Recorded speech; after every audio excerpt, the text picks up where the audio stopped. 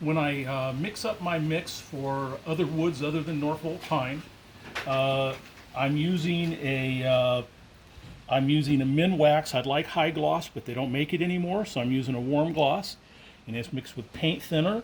I don't have a set percentage. I will use 2 gallons of this, and probably a third of a gallon of this, and then a couple of pints of boiled linseed oil.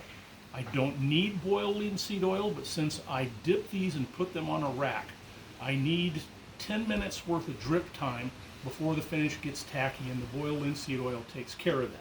But the oil in this is boiled linseed oil. And so I keep this in a trash can, and I put a lid on it really close down to the mix just to keep airflow away. And so this mix is about a month old. After 2 or 3 weeks, I begin to add paint thinner and a little more boiled linseed oil to it, and it tends to last anywhere from 2 to 4 months. 2 months is on the short side. 4 months, and I'm not sure because our average humidity here is 84%, so I don't know if that has anything to do with it, but it's just what I do. So I'll dip the bowl, put it on the rack for 10 minutes, and then I dry them and I put them in the kiln overnight. Okay, I'm going to talk about a few different island woods here and how they are to turn and finish. This is Sugi pine. It is an aromatic, also called Japanese cedar. It is very oily. It's very difficult to get a clean cut on it. This had a tenon on it, and the first thing I did was cleaned up the outside. Then I went and took down the inside, and I sanded that.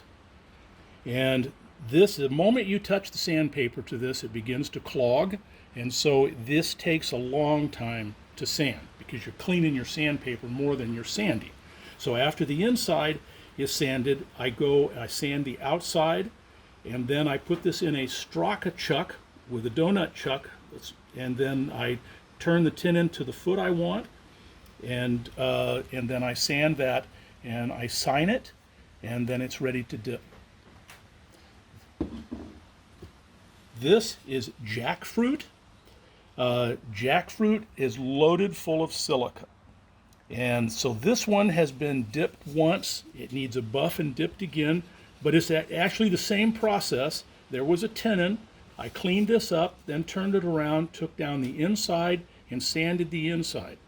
The tool work is a little tough because of the silica, but it sands very good, and it does take clean cuts. And so it's the same process that after I do the inside, I sand the outside, then also in a straka chuck to do the bottom, and then sign it, and then that one's ready to go. Here we have Hawaiian koa wood, and this is a traditional calabash that also has a couple of pevas in it. Koa can be easy to turn or hard to turn. It depends on, each piece of wood is different. This was actually not too bad. And so this also had a tenon.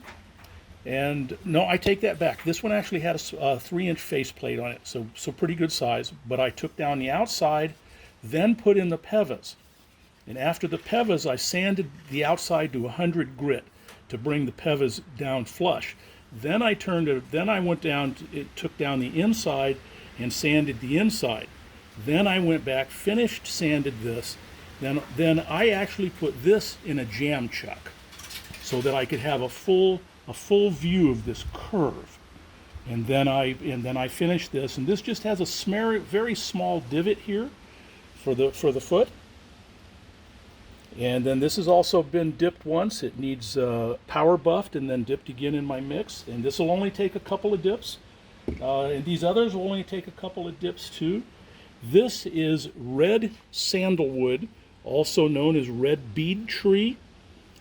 It turns good. Doesn't have much silica in it, but the sapwood had a little bit of rot in it. So this is going to take easily 3 dips, and it had a little crack. So I put in some, I don't have red sandalwood pevas, but I have koa pevas. And so I put in some koa pevas, but it's the same, and this also had a small 3-inch faceplate. And so I took down the outside, put in the pevas, sanded this to 100, then I did the inside, sanded it to 320, came back, finished the outside, and this also went into a Straka-Chuck to allow me to turn off what was here. And like I say, this will probably take about 3 dips because there's a few little pecky spots. And like this has been dipped once, it's ready to power buff and dip again, and I'll probably though dip it a 3rd time.